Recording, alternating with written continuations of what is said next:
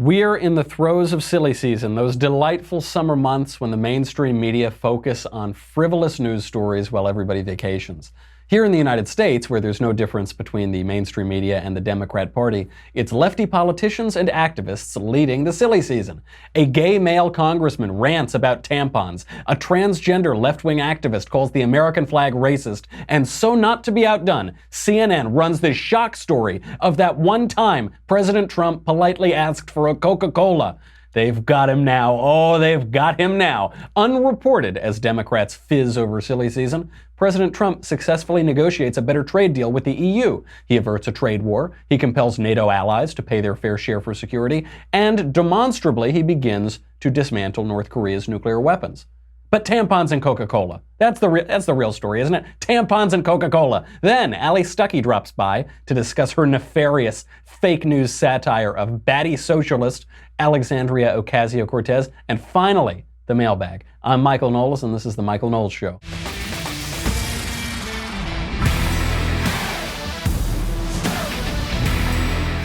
So much to get to today, and actually, of the gay male congressman who is focused almost exclusively on tampons, something that probably shouldn't involve him too much, that guy, I actually know him. I know him very well. I've known him for a long time. We'll get to that all in a second. There's a lot of very important stuff to cover today. Before that, let's talk about your security. ExpressVPN. If you're not using ExpressVPN, you should stop whatever you're doing right now and get it. It takes 2 seconds and it will protect your data. Do it right now. Do it. I'll wait. I don't care. I'll sit here all day, folks. ExpressVPN. ExpressVPN.com/Michael, M-I-C-H-A-E-L, EXPRESSVPN.com/Michael, M-I-C-H-A-E-L. You'll get 3 months free with a 1-year package. It's just $7 a month. You can protect yourself. It anonymizes your internet browsing by encrypting your data and hiding your public IP address. Look, we've seen all of these big tech guys testify before Congress for the last few months, and they've all admitted that they're stealing all of your data. Your data can be exposed. All of your banking data, your personal data, whatever you've got on your computer can be exposed by just checking your email. Literally, you log on, you check your email, and your private information is at risk. Or you make an online purchase, your private information is at risk. You're being tracked by social media sites, marketing, your mobile provider, your internet provider, everything. Get ExpressVPN right now. Seriously, it is $7 a month. You'll get 3 months free with a 1-year package. Just get it. Just don't be stupid. You are so vulnerable on the internet. Go do it right now. I would not go on the internet without it. ExpressVPN.com/Michael, M-I-C-H-A-E-L. Okay, back to the great issue of the century, tampons. Before we load this, we're talking about Sean Patrick Maloney. He's from my home district of New York's 18th Congressional District. I have worked on campaigns against this guy. My company, my political company that I founded, regularly advises candidates who run against this guy. I'm intimately involved with him. Without further ado, Sean Patrick Maloney.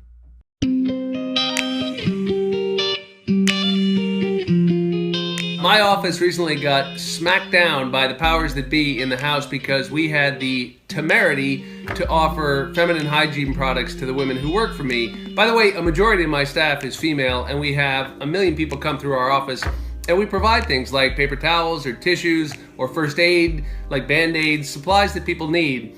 And those are paid for by an office budget, pretty normal stuff. But we were informed a couple days ago that we couldn't buy tampons, and we thought that was crazy. But I was supposed to write a $37.16 check to reimburse the House for those purchases because they were considered inappropriate. And now the House Administration Committee, which makes all these rules and is controlled by the Republicans, is lying about it and saying that's not their policy and I'm making it up. Sean Patrick Maloney, ladies and gentlemen, tampons. That's the big issue. It's a big issue because there's nothing else that the Democrats can criticize right now. Everything is going too well on domestic affairs, foreign affairs, so they have to make this stuff up. And I bring this up because I have known Sean Maloney since I was, 21, 22. When he first ran for Congress, I was working on the campaign of the incumbent congresswoman, and so I got to see him on the campaign trail all of the time. And I got to tell you, I have never seen a slicker politician than this guy. Have you ever seen, just from that little video clip, have you seen a smarmier person in Congress? I don't think so. This guy, talk about slick, oily, unctuous New York politics. This guy was staff secretary to Bill Clinton, guarding the Oval Office door while the interns were flitting about, coming and going. Then he worked, as if not to be outdone, he worked for the most corrupt politicians in the country, Eliot Spitzer, that creepy-looking former attorney general who was governor of New York and got caught doing really weird things with hookers for just tens of thousands of dollars a night. Really bizarre and sick stuff. He worked for him. Then he worked for another corrupt politician, David Patterson. Then at one point, his company, I think he was advising Enron. That didn't work out very well. Then he goes down, he's in Congress, and now he's in Congress, he's at New York's 18th Congressional District, and he this year is simultaneously running for 2 offices at the same time. You know, this is this guy's career. He's running for New York Attorney General at the same time that he's running for Congress in New York, New York's 18th Congressional District. And he's just slick. It's just all smarm and slickness. He's focusing on tampons now because he thinks this is going to endear him to the women voters and to the left side of the Democrat Party. He's running against a few women for Attorney General in New York before he runs for Congress again. And so he thinks this is going to endear him to them. Tampons are not an office product. Right? You don't, pens are an office product, pencils are an office product, maybe you need a tissue every now and again. Okay, I can sort of see that. Tampons are not. And he's making it out that tampons are some extraordinarily expensive thing. People can't afford tampons. Tampons cost, on average, 19 cents per unit. It is 19 cents a unit to have tampons. If the argument here is that people should have access to tampons, they do have access to tampons. If the argument here is that people should have tampons, okay, sure, people should also have lunch. Are you going to buy everybody lunch? People should have dinner. Are you going to buy everybody dinner? People should have a house. Are you going to buy everybody a house? No, we have a free country. Luckily, people are so prosperous in this country. Unemployment is at record lows. Prosperity is at record highs. Wages are increasing. Things are going very, very well. You can afford the 19 cents for your personal products. There are a lot of personal products that I use that Sean Maloney doesn't pay for, but he's just demagoguing on this because it's silly season, and this guy is desperate for attention, just like all congressmen are. They jump up. I just had a congressman try to jump up in my Twitter mentions, start a little Twitter fight, because they're all desperate for attention. There are so many of them that they need to distinguish themselves somehow. The reason I bring up Maloney too, though, is because unlike virtually all the other congressmen, Sean Maloney is pretty smart. Most congressmen I met are just vacuous imbeciles, but Maloney is smart. He's not a stupid guy. He is a craven, crass politician. All that he's interested in is his own ambition. You know, I don't remember him raising the tampon issue when Democrats controlled the House. Maybe his office got free tampons then. Maybe they didn't. Who knows? But he's just so crass and opportunistic. I really, you got to watch this guy, and it's really fun to watch his race right now, because when politicians' ambition gets the better of them, they run for 2 offices at the same time. This happens sometimes for president. You'll have a sitting governor or a sitting congressman or a sitting senator rather, and you kind of understand it. The president, it's the most important position. But when these career guys are just jockeying for positions, all they care about is the next move. Because Sean Maloney thinks if he goes from Congress to Attorney General, then he can go from Attorney General to Governor and then Governor to President. I promise you that's the thinking in his mind. But it's just so slick and pathetic. I can't imagine that it works, except we're in silly season, so it is going to work. That brings us to our next story, which is the transgender left-wing activist, Huffington Post blogger, who thinks that the American flag is now racist, white supremacist. This is what he said. So Jerry Jones, the owner of the Dallas Cowboys, has come out finally. The owner of a football team, he said, players have to stand for the national anthem. They don't get to take a knee. They don't get to sit it out. They don't get to go do jumping jacks down the street. They don't get to go buy a sandwich. They stand toes on the line for the national anthem. This is enough to make me a Cowboys fan. I'm going to become like Chris Christie, a native New Yorker, New Jersey, kind of going over and becoming a Cowboys fan, because this is American. This is a wonderful thing. You should have to stand for the Pledge of Allegiance when you're playing football. Simple as that. So this guy, Charles Clymer, he's transgender, so now he goes by Charlotte Clymer, radical left-wing activist, blogger on the Huffington Post. He responds to this. He says, quote, "I was raised in Texas. I've always loved football. I've been a lifelong Cowboys fan, and I will never again watch a Cowboys game so long as Jerry Jones's racist, white supremacist, pandering Tookus is the owner of the team. His conduct is hateful, cowardly, and embarrassing. Whoa! And what is that conduct? Respecting the flag. That's what's hateful now. That's hateful, racist. It's like Cory Booker. This reminds me of Cory Booker, who says, if you put a regular, normal judge on the court, you're complicit in evil, and you're a Satan, and it's evil. It's a moral moment. How exhausting it must be to be on the left. How utterly exhausting it must be to have everything, because you can't just stop. You can't stay at your regular, normal stasis level of outrage. You have to get progressively more outraged. So now the suggestion is that respecting the flag is racism, white supremacism, hateful, cowardice, blah, blah, blah. That voting for a judge, which our elected representatives have done for the whole history of the country, that's complicity in evil and Satan and rah, rah, rah. Oh, how exhausting. I will point out, though, because some conservatives get this wrong, this free speech issue on the flag protests at the national anthem. They say, well, if we make the players in the NFL stand for the American flag, then we're just like the anti-free speech people. They should have their free speech and free speech and free... Okay, right. NFL players, professional athletes, do not have the right to do whatever they want on national television. They don't have the right to break the rules. Athletes play a game that has rules. One of the rules of the NFL is to stand and respect the national anthem and to respect the flag. One of the rules at the Dallas Cowboys is that you don't get to disrespect the flag. That's the rules. The NFL players don't have the right to go onto the field and play baseball. That would be, but it's their free speech. What if they want to play baseball? It's a free country. No, they don't get to play baseball. They have to do, and by the way, sports are an entertainment event. It's a TV show. The NFL, at its core, is a TV show, right? That's where virtually everybody who watches football watches it. It's on TV. A TV actor does not have his free speech rights trampled on because the director makes him read from a script. That's not, but I want to say what I want to say. You're not respecting my free speech. No, there's a script because it's a TV show. You can't, that's not what free speech is. So I think conservatives get this wrong a little bit. You have to respect the flag. The other reason you have to respect the flag is that it's the flag is the symbol of the country, and the country gives you your right to free speech. It undercuts itself. If you protest the country, you're protesting your right to free speech. It's a house divided against itself. As Chesterton said, there's a thought that stops thought, and that's the only thought that ought to be stopped. I've got to move on, but there's a lot more you could say on that topic. Maybe we'll get to it a little bit in the mailbag. Now we've got to get to the most important news story. They finally, CNN, the Washington Post, Mashable, then we've got the big scoop, which is that one time, a couple years ago, get ready for, I hope you're sitting, are you sitting down? If you're driving, pull over, please. A couple years ago, one time, President Trump politely asked for a Coca-Cola.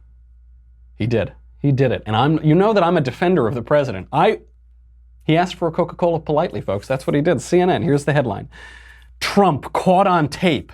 Get me a Coke, please. I kid you not. That's a CNN headline. That's a real headline on their website. Mashable. Get me a Coke, please. People are losing it over this moment in the leaked Trump tape. No, they're not. I didn't read the whole article. They're not. I'm willing to bet anything. They're not. Newsweek, get me a Coke, please. People are losing it over this moment in the trailer. It seems repeated, doesn't that? It seems like a similar story. No, that nobody's losing it. He asked for a Coke politely. This is really how you know they're desperate. They can't hit him on anything. They tried to hit him on tariffs. That's over. We'll get to that in 1 second. On the Coke, in the tape, in the big, crazy bombshell tape, at one point, he's talking to Cohen, and then he says, can you get me a Coke, please? I assume it's his assistant outside. This is a good example, because what the media do is they take little jokes. We'll talk to Allie Stuckey about this. They take little jokes, and they take it seriously. They bring it into a scandal. Or they take an offhanded comment, which is nothing, like asking for a Coke. They try to make that into a story, because if you see a news headline, you assume there's a story. You would just assume so. If it's in a news headline, you'd think there's a news story, but there isn't. And the most obvious, the most absurd version of this I've seen in the last week at least is "Get me a Coke, please." The other thing, by the way, I meant to point this out yesterday. When you listen to that Trump-Cohen tape, it sounds like a David Mamet play. I didn't realize how good a playwright David Mamet is. He's the guy who wrote Glengarry Glen Ross until I heard that tape. But it does sound like it. It goes, "Oh, well, we're not talking. Are we talking, Mike? No, we're not. We're speaking. Is it, hey, and get the check and right." And this is, "Get me a Coke, please." It's one of these just throw-off things. They're trying to make it into a crazy story. Meanwhile, while all of this is going on, the tampons and the Coke and the flag is racist or whatever. Meanwhile, here's President Trump and the commissioner of the EU. Here he is. So we had a big day, very big. We met right here at the White House to launch a new phase in the relationship between the United States and the European Union, a phase of close friendship, of strong trade relations in which both of us will win. This is why we agreed today, first of all, to work together towards zero tariffs, zero non-tariff barriers, and zero subsidies on non-auto industrial goods. Thank you. Thank you. Thank you. We will also work to reduce barriers and increase trade in services, chemicals, pharmaceuticals, medical products, as well as soybeans. Soybeans is a big deal. And the European Union is going to start almost immediately to buy a lot of soybeans. They're a tremendous market. Buy a lot of soybeans from our farmers in the Midwest primarily. So I thank you for that, Jean-Claude. He goes on, by the way, the European Union is going to buy more liquefied natural gas, possibly oil. This is a big hit to Russia. This is what Trump had been signaling for the last few weeks now. It says, why does Europe buy their oil and their gas from Russia? They should do it from us. And you're seeing the culmination of that in this conference today. This is a huge win. We have been told now for weeks and weeks and months from all the smart set, from Trump's detractors on the left and the right, that President Trump, he doesn't know what he's doing. He's a crazy person. Only a crazy person would threaten tariffs on Europe. Only a crazy person would threaten our allies in NATO, and criticize them and say they should pay more money. Only a crazy person would negotiate with Kim Jong-un and go over and have a summit with the leader of North Korea. Only a crazy person. And yet, what have we seen in the past week? Trade wars averted.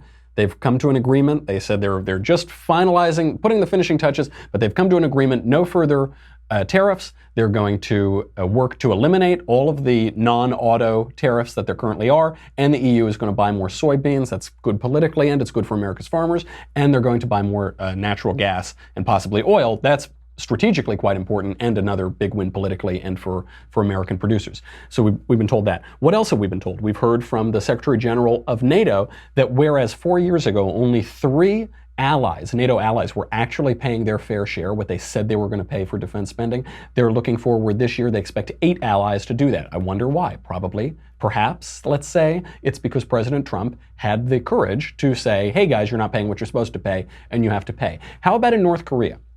Looking over the Pacific right now, you've got Kim Jong-un. We have satellite images demonstrating that Kim Jong-un is dismantling his nuclear program. Now, we've been told, oh, he's not going to do it, he's faking, don't believe Kim. It's the worst thing ever to have the American president meet with Kim Jong-un. It's terrible, it's a huge mistake. Looks like it's working. There are analysts now, international intelligence analysts, saying that the sites that are being dismantled right now, launch sites, factories, bomb factories, production facilities for space launchers, they're being dismantled. We can see them being ripped apart right now. This is at least a gesture of goodwill, and it's a step in the right direction. I told you last time at the summit that we were in inning 1. Now maybe we're in inning 2, moving in the right direction. All of President Trump's critics who said he's a crazy person, only a crazy person would do this, they were proven wrong. They've been proven wrong on every front this week. And so I might just suggest that this madman strategy of President Trump seems to be working. You know, this isn't some crazy conspiracy theory. Richard Nixon used the madman strategy. It's to appear volatile, unpredictable, and reckless, willing to have a credible threat of violence, both economic violence, military violence, political violence, and he has that credible threat, and it's worked. Niccolo Machiavelli wrote about this pretty credibly in the Discourses on Livy. 500 years ago, 501 years ago. He said, I'm paraphrasing, but at times it's quite helpful, it's quite useful to appear mad, to appear reckless or insane. And we're seeing this work out with President Trump. I wonder when his detractors are going to get the message, because it's just working so consistently and on such a large scale. You would think they'd get the message soon, but they probably won't. Okay, we've got to bring on, speaking of the culmination of silly season, we've got to bring on our very good friend, Allie Stuckey, who is being accused of spreading fake news. She created the satire video. We played it on the show a couple days ago. Obvious satire making fun of a widely seen clip of Alexandria Ocasio-Cortez on Margaret Hoover's program. And the left has pummeled Allie. They've said, you're spreading fake news. You're making Alexandria Ocasio-Cortez look like a fool. Allie, what do you have to say for yourself, young lady? I have to say, I am so sorry, and I've learned my lesson. I am never, ever, ever going to tell a joke ever again. And what I realized is that practice is really only exclusively reserved to comedic geniuses like Michelle Wolf, like Samantha Bee, like Stephen Colbert. All of those people that are so original and compelling in their comedy. I just don't have what it takes. I've realized that, I've learned my lesson, and it's only serious commentary from now on. I'm really glad to hear that, because as you know, only left-wingers are allowed to make jokes. Conservatives are not allowed to make jokes. And when you make jokes, I've been watching a lot of Jimmy Kimmel recently, and Michael Ian Black, and you're supposed to not make people laugh, you're supposed to cry. You're supposed to just sit into the camera and cry. And so you clearly got it all wrong. I gotta tell you, this blow up from your video is my favorite news story of the week.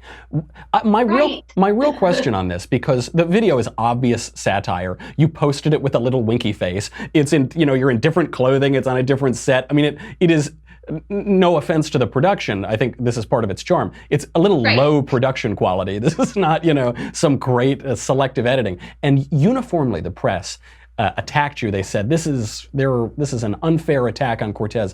My question is, are the press and the Democrats being obtuse here, intentionally misrepresenting the video, or are they really that stupid? No, I think that you're right, that they're misrepresenting the satire of the video. And you made a comment earlier that they take something that they know is a joke and they blow it up into this national scandal in order to discredit any legitimate humor that's in it. Because number one, a conservative is not allowed to be funny. If a conservative is being funny, then it's mean. But if Sacha Baron Cohen is funny, or if he makes fun of someone on the right, then it's hilarious, it's comedic genius. But if a conservative does it, then it's bigoted. And number two, I also think it hit a little bit too close to home for them. Because I think it was a little bit, now that I look back, difficult to distinguish Alexandria actually making a fool of herself in the PBS interview and us making her make a fool of herself in a satirical interview. So I think the left has tried really hard for the past week to make us forget about that firing line interview, to cover up the fact that Alexandria really has no earthly idea what her own agenda is. And this just hit a little bit too close to home. It was too soon for them. And I think that's why they didn't take this joke very well. That's exactly what I think. I think I'm not being a conspiracy theorist when I observe that the left and the Democrats had this real problem, which is that their superstar girl who won this big surprise election in Queens looked like an absolute idiot. I mean, not only did she not know anything, but she was proudly ignorant. She said, oh, I'm not the expert on this simple thing. And, she's got a degree in international relations from Boston University. She said, I think people aren't comfortable with politicians who don't know everything. It's not that she doesn't know everything, she doesn't know anything. And I think the left and the media honed in on this, and they said, shoot, how are we going to get out of this? And say, we found this satire video. We're going to say it's her fault. It's Allie Stuckey's fault that Ocasio-Cortez looks like an idiot on the video. They're basically using you as the scapegoat for why their own candidate looks foolish. Am I crazy? I think that that's a really good point to make. And what they don't realize is that I have gotten multiple emails from Democrats, from people saying, look, I don't like you.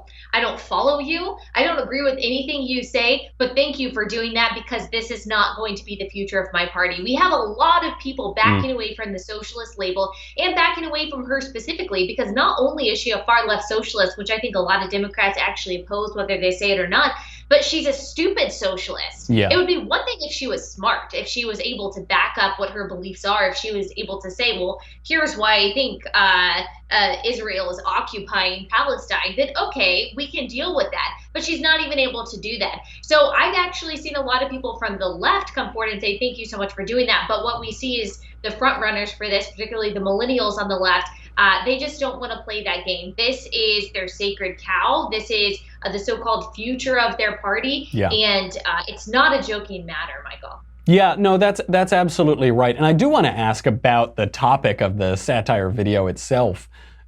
This girl doesn't know anything, Alexandria Ocasio-Cortez. She's also a liar. She misrepresents where she comes from. I know this because I come from almost exactly the same places that she comes from at almost exactly the same time. So I know for a fact that she's a liar. And I do wonder, how are Democrats gonna react here? You know, socialists have relied on useful idiots for the entire history of socialism. Lenin did, Stalin did, all the way right up to little Miss Ocasio-Cortez. Is the party going to embrace this leftward lurch, double down on their base, try to bring out the base for the midterms and move it, left of Lenin? Or are they or is that going to be unsuccessful? Are they going to have to go back to the center and, nominate Joe Manchin in 2020 or something like that? Where is the party actually headed? Well, I think that the party doesn't really have a choice. It's where the people say the party is going to go. So millennials are going to be the biggest voting bloc if they do vote once more baby boomers die. Sorry to be morbid. But I think that they're looking at millennials and saying, okay, these are going to be the voters. What do they care about? What do they think? And unfortunately, we know that a lot of millennials do lean to the left, and a lot of young people in general advocate for things like free healthcare coverage and free college. We know that the Democrats are trying to pass a bill right now that demands free 2-year community college, and we know that's just a stepping stone into the whole free 4-year college direction. So I think if that's any indication, it looks like even though it seems like it's on the fringe, it looks like the entirety of the Democratic Party is going where I think it has to go in order to attract young voters. And I think that is in the direction of socialism. Yeah, they don't have the choice, do they? I always wondered why Pelosi and Schumer didn't try to work with President Trump when he came into office. President Trump is relatively unideological for a Republican president. I felt they could have maybe worked with him, but their base wouldn't let them. I mean, their voters simply had them in a corner. They couldn't work with President Trump. And this question I have, and then I'll let you go, is it wise for conservatives to cheer on the Ocasio-Cortezes, say, yeah, guys, nominate the craziest communists you can so we can win the next election? Or is there a danger there? Should we watch out? Because the more they nominate these people, there are 42 Democratic Socialist of America endorsed candidates running in this cycle. The more that they run these candidates, the more mainstream socialist ideas get. And in the long term, it might hurt us. Which is it? Should we be happy when they nominate these crazy lefties, or should we warn against them? Well, so I think that there's a danger here. You have people like Connor Lamb from Pennsylvania, for example, who came across as a moderate, who said, I'm going to be middle of the aisle. We kind of praise this as saying, okay, this is good. Maybe there are Democrats who actually want a moderate candidate. But I think what we're going to see is that these people that are running moderately are actually going to rule or legislate to the left. And so I would almost rather someone like Ocasio-Cortez at least come out and say, no, I am far left. No, I am a socialist. So we can call out the stupidity beforehand. I just don't think that there is a moderate direction for the Democratic Party. So it's almost like whatever opportunity that we can take to show the stupidity of socialism, the better it is. But you're right. It is going to require us fighting that much harder if we are going to actually show the stupidity of it, or else, we'll just be overcome by totalitarianism like every other generation around the world has. That's such a good point, that the question might not be here for the Democrats between the far left and the centrists. That ship has sailed. The question is between people who are honest about their ideological points of view and people who hide it. The Ocasio-Cortez, she might lie about her background, but she's at least honest about her ideology, whereas someone like Connor Lamb is hiding it. That's a really good point. Kind of depressing, but you like to at least see the scary. things Maybe clearly. I'm wrong. I could be wrong. I also think there's a generational difference. You did, I heard Maxine Waters, I think it was yesterday or the day before yesterday, we know how crazy she is, but she said, look, we are not the Socialist Party. We're not the Socialist Party. We are not socialist. So I do think that you have baby boomers that do fear that word, not just for branding purposes, but because you've got a lot of people like Nancy Pelosi and Chuck Schumer and Hillary Clinton that are capitalists. They like capitalism. Yeah, capitalism's done very well by them, hasn't it?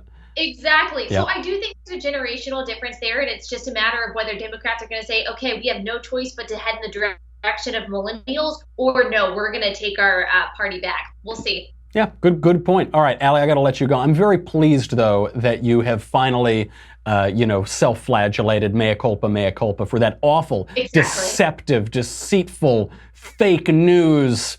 Yes. All right, well, my dear. Thank you for forgiving me, Michael, and still having me. Yeah, that's grace abounds. I will talk to you later, Allie. Good to see you. Thanks. All right, we've got to say goodbye to Facebook and YouTube. Then we have a whole mailbag to get to, so let's hurry up through that. I'm always late on the mailbag, aren't I? We'll try to run through them today.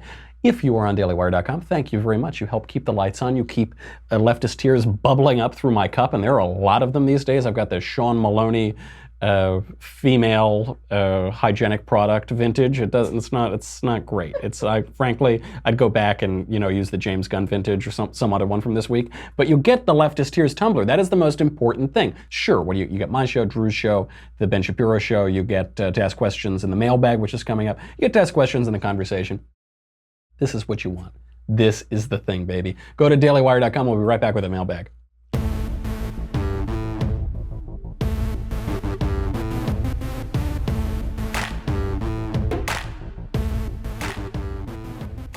Let's burn through them. We're getting to all these questions today, starting with Emmanuel.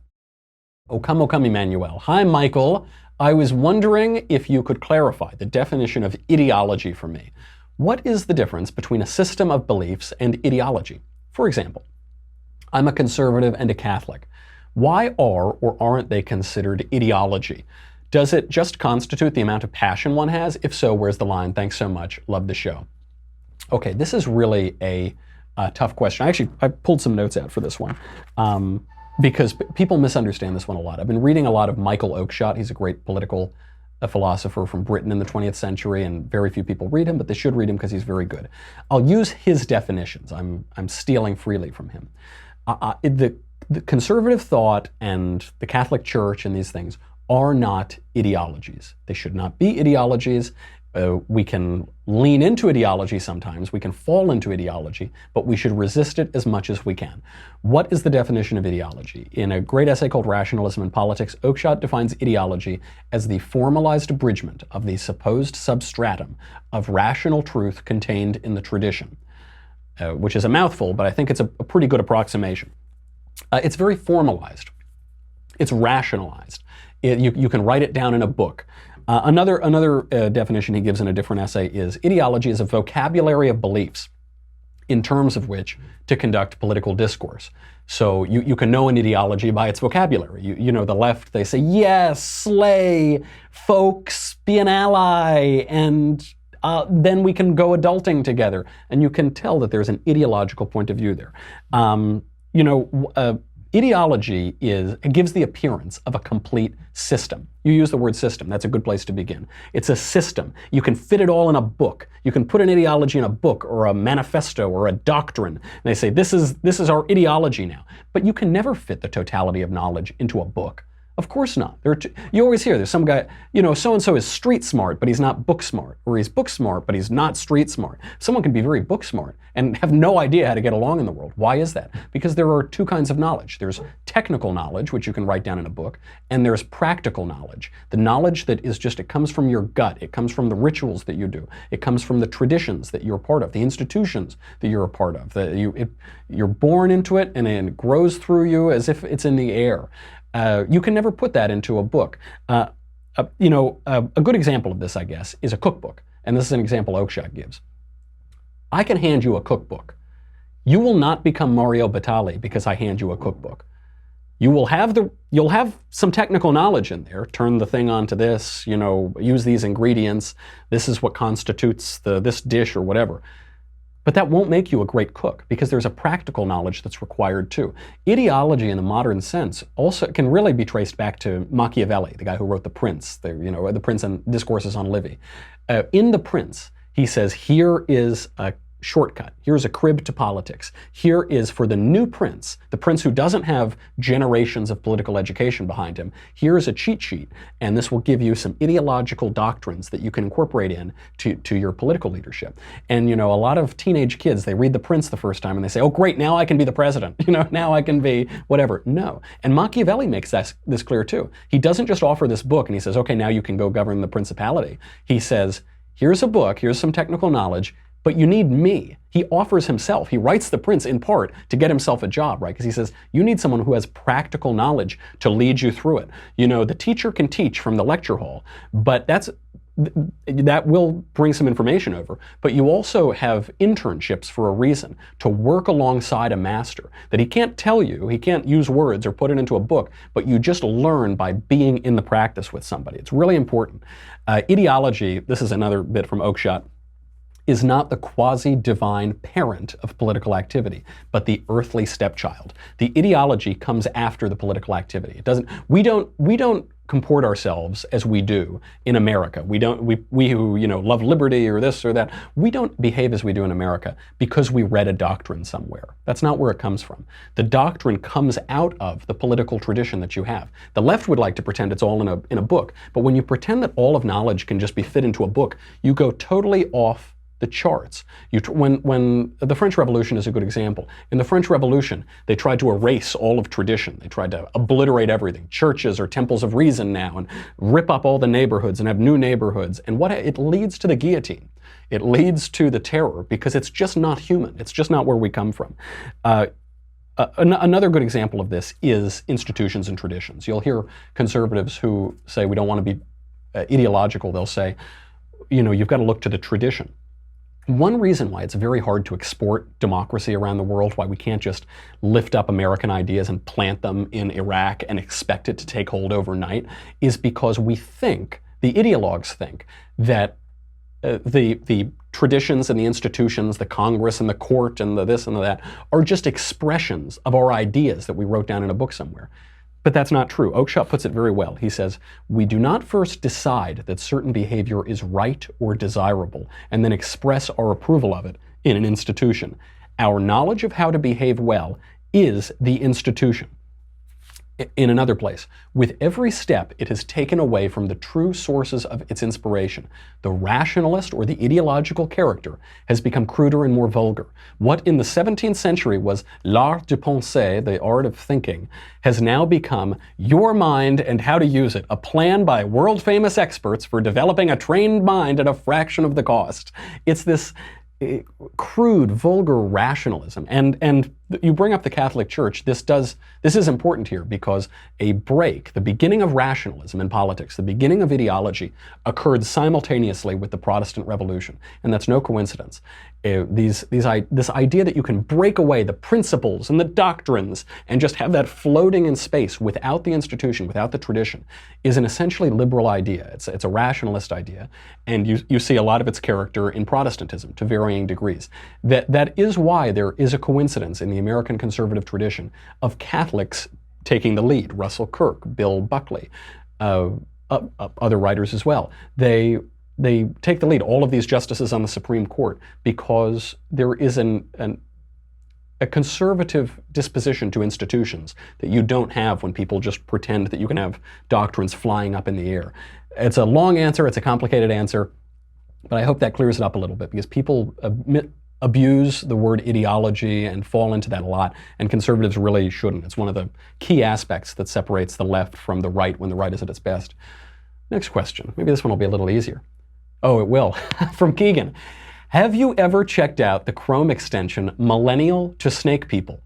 My favorite Chrome extension ever. I install it secretly on every machine I use. I work in IT. You might have fun with it. So I hadn't heard of this until, 20 minutes ago or an hour ago when I read that question briefly in my notes. And you have to get it. You have to go get it right now.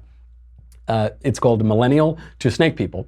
And what the extension does is every time the word millennial shows up in your browser, it replaces it with snake people. So it'll say, millennials like to eat avocado toast. And then it'll be like, the snake people like to eat avocado toast. 10 ways you know that you're a snake people. It really is very effective. It brings the truth of online articles and treatises really, really well. So check it out. From Jonathan. Dear Michael, I really enjoy your show. You're always very funny. Funny how? Funny like I'm a clown, like I amuse you, I make you laugh, huh? Thank you. Thank you for the compliment. In Wednesday's episode, you discussed in vitro fertilization and how pro-life groups do not actively oppose in vitro fertilization, often, in spite of the indefinite freezing and selective abortion of many embryos or fetuses involved in it. I'm a grad student in genetics and I'm pro-life. I do not disagree in theory with in vitro fertilization, but I do disagree with the discarding of human embryos that have been produced. For this reason, I view adoption as a better option than in vitro fertilization for couples who are unable to have children.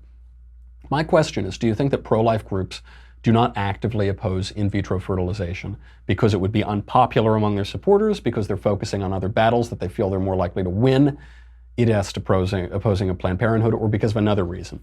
Yes, all of that, and I think certainly the latter. You've got to make choices. This actually ties in with the ideology question.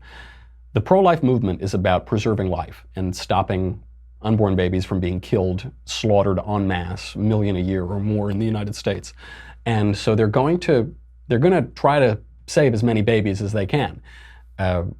One way, if the pro-life movement only focused on the first 2 days after fertilization, after conception, the morning after pill, if they directed all of their efforts at the morning after pill, some of which are abortion drugs, some are sometimes abortion drugs and not abortion drugs, it's a little less clear. If they focused all of their efforts on that, they'd be much less successful. More babies would die every year. If they focused all of their efforts on IVF, in vitro fertilization, because it creates a ton of conceived people, it creates a lot of fertilized embryos, and then it discards them. If it focused only on that, many more babies per year would die. It would be much less effective, because people go to IVF because they want to have more children. It's a more confusing issue. It's not as clear. It's not as clear cut. How could I be opposing life when I'm trying to create more life? It's much harder for that. But when you focus on a 6-month-old baby, unborn baby in the womb, that is so much clearer. You see its little eyes, you see its little fingers, it's moving around, and you see villains who are trying to kill that baby. That is a much clearer issue, and it's much easier to win over. So practically speaking, that's where the pro-life movement should focus its efforts. But we shouldn't pretend otherwise. There's nothing about having little fingers that makes your life sacred, and not having little fingers makes your life not sacred. And in vitro fertilization, in practice, all the time, creates so many embryos that are discarded. And adoption might be an answer for this, but don't forget, if you're going to fertilize 8 embryos, if you're going to create 8 little sparks of human life, every time you do IVF, that's going to be a lot of kids that you've got to put up for adoption. You've got to find women, surrogates, who would be willing to carry those babies to term. And I don't know that that's a really workable solution. Conservatives should they should focus on the areas they can increasingly win on the pro-life movement, but don't pretend that IVF is some simple bioethical problem, or that it doesn't pose bioethical problems. It does. It poses huge bioethical problems, and as we keep advancing the pro-life cause, conservatives should think about that. Good question. I've got time for 1 or 2 more. From Josh. Dear Michael, owner of Libs, do you believe Sarah Sanders will do us all a favor and ban sad Jim Acosta from the press pool? And if there was a vacancy and the Daily Wire were invited, who would be the best White House correspondent, and why? I must disagree with you, my friend. I would be furious if Sarah Sanders banned Jim Acosta from the press pool. Jim Acosta is one of the best characters in all of politics. By the way, I've never seen him in the same room as Will Ferrell at the same time, which does bring up some questions.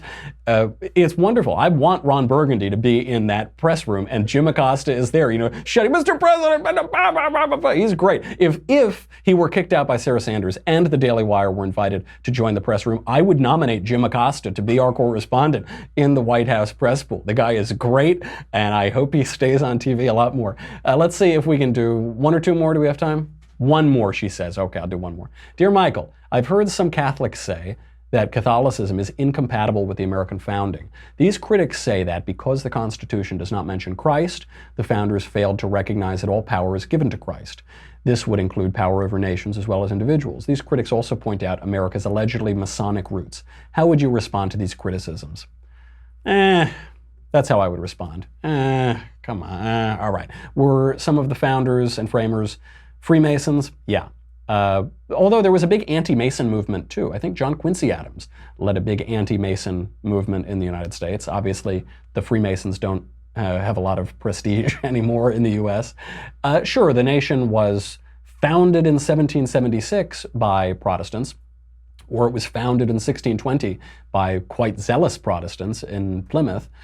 Although, of course, all of America was discovered by a Catholic, Christopher Columbus, a devout Catholic, who said his Book of Hours and multiple prayers constantly throughout the day, and he was, always praying, and so he was quite Catholic. I like that the actual American founding, the first moment that we could say this is the origin, is a rather Catholic moment. And America is named after an Italian, Amerigo Vespucci. The name America is an Italian name. So, okay, that's fine. The Protestants obviously were so prominent in the United States, and I think it was Arthur Schlesinger said that anti-Catholicism is the oldest and deepest bias in the United States. So I don't deny any of that. But I will say I don't think the United States is opposed to Catholicism in a way that Revolutionary France was opposed to Catholicism. Revolutionary France killed priests. Revolutionary France knocked down Catholic churches. The U.S. didn't do that, and it gets back to our question of tradition versus ideology. Is there an ideological reflection in the American founding? Of course. We hold these truths to be self-evident, life, liberty, the pursuit of happiness. Sure, that's ideological.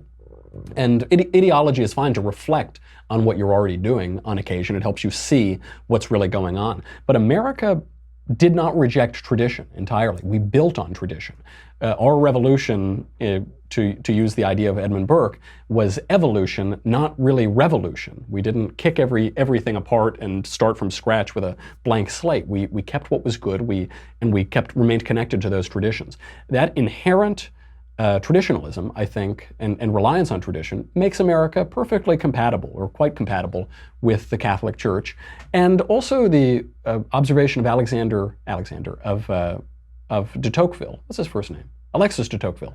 The observation of de Tocqueville that the United States has these wonderful voluntary civic institutions. People just choose to join them in the civil society, not just government organizations, but all these voluntary associations. That's quite compatible with Catholicism. To rely on institutions and traditions, that's quite good.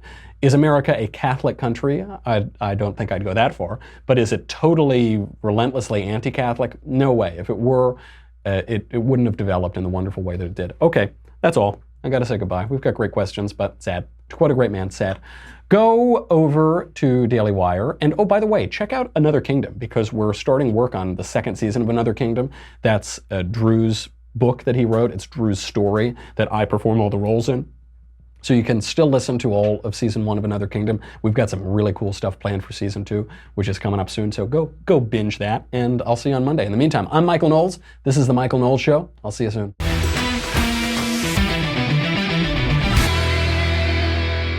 The Michael Knowles Show is produced by Senia Villarreal. Executive producer, Jeremy Boring. Senior producer, Jonathan Hay.